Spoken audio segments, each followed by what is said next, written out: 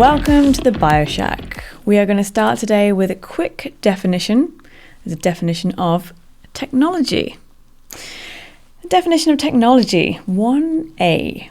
The practical application of knowledge, especially in a particular area. B.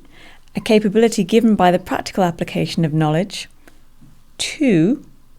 A manner of accomplishing a task, especially using technical processes, methods, or knowledge. And 3, the specialized aspects of a particular field of endeavor. Now, I just want you to notice that nowhere in there did it specify or even mention electrics or electronics as being part of technology. So, technology can mean absolutely anything and everything. The specialized aspects of a particular field of endeavor, of anything.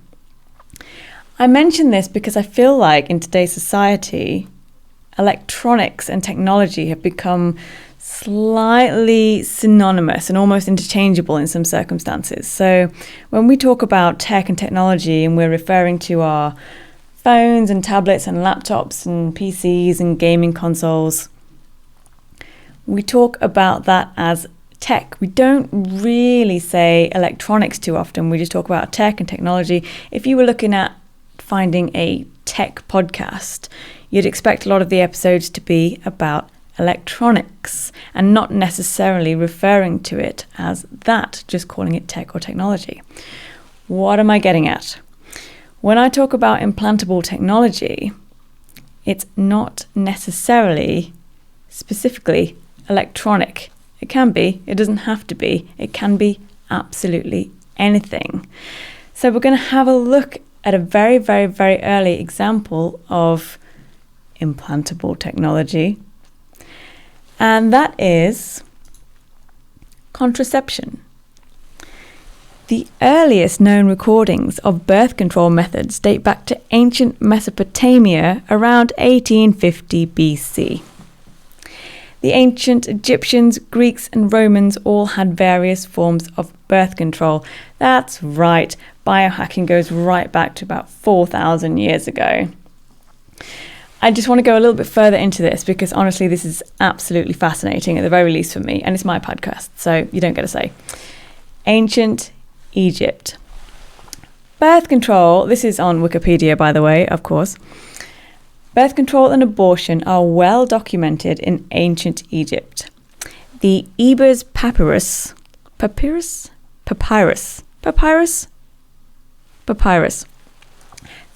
Papyrus from 1550 BC and the Kahun Papyrus from 1850 BC have within them some of the earliest documented descriptions of birth control, the use of honey, acacia leaves, and lint to be placed in the vagina to block sperm. Now, I've tried all manner of birth control, and I can't say I've ever tried that, and also it doesn't sound particularly appealing. I mean, I quite like honey. Not sure how I feel about stuffing it up my food. Another early document explicitly referring to birth control methods is the Kahun Gynecological Papyrus. Am I just butchering this today? From about 1850 BC.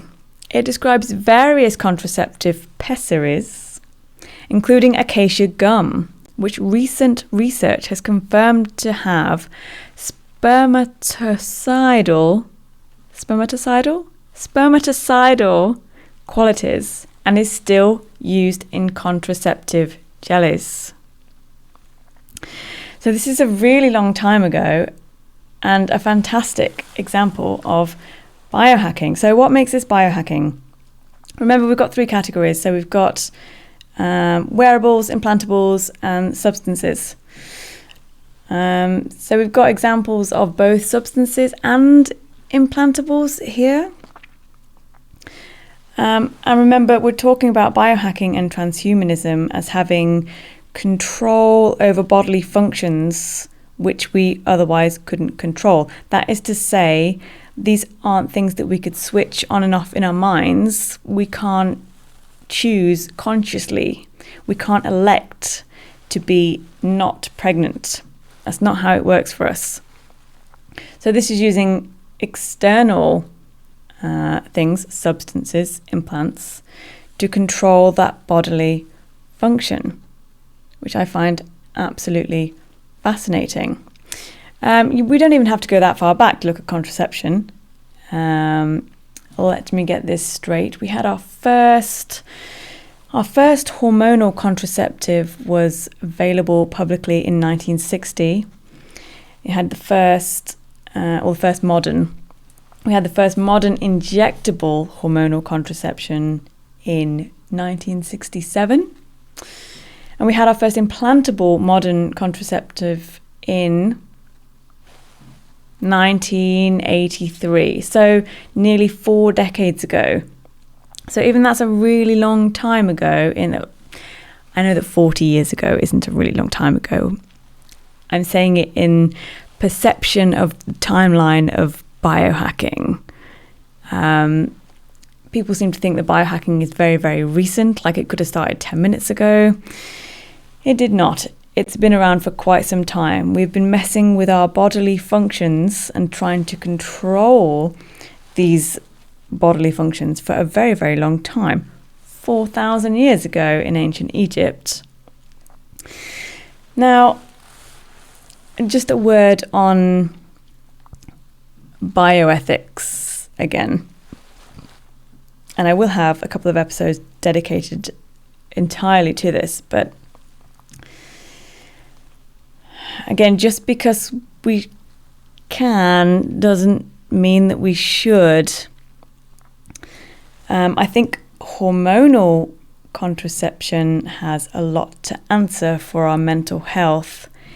And I think the accepted level of risks and side effects involved in our modern day contraception, our hormonal contraception, I don't personally think the trade-off there is worth it.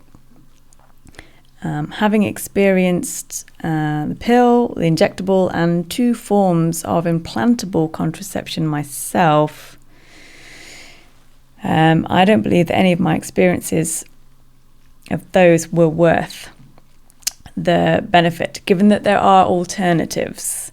There are non-hormonal contraceptive implants available. Most specifically, the copper coil, which has side effects of its own. There's a trade-off to using that as well. So, yes, for the ability for us to control these bodily functions, there is normally a trade-off. And the bioethics, we're messing with things that we shouldn't necessarily be messing with.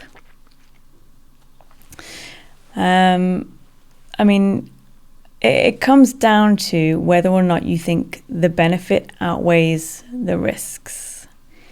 And in the situation of contraception, it's clearly been deemed acceptable and allowable because all of these products are still on the market, widely available in most countries, and are still undergoing more research and development. So, is the trade-off worth it?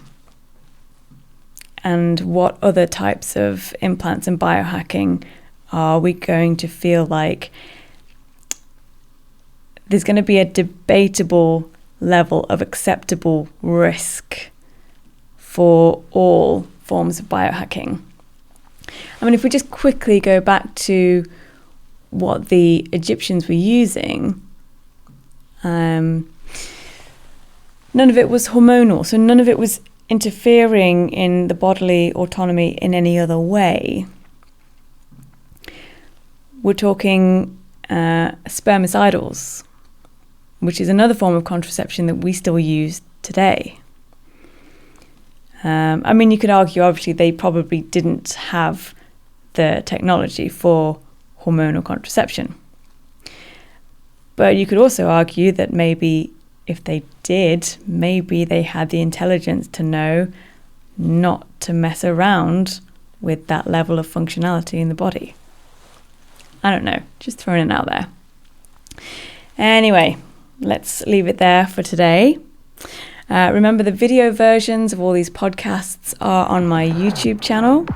Link on the front page of my website, jenova-rain.com. Please join the community on the Discord server. Put all your comments and questions in there. Thanks for listening. Next question.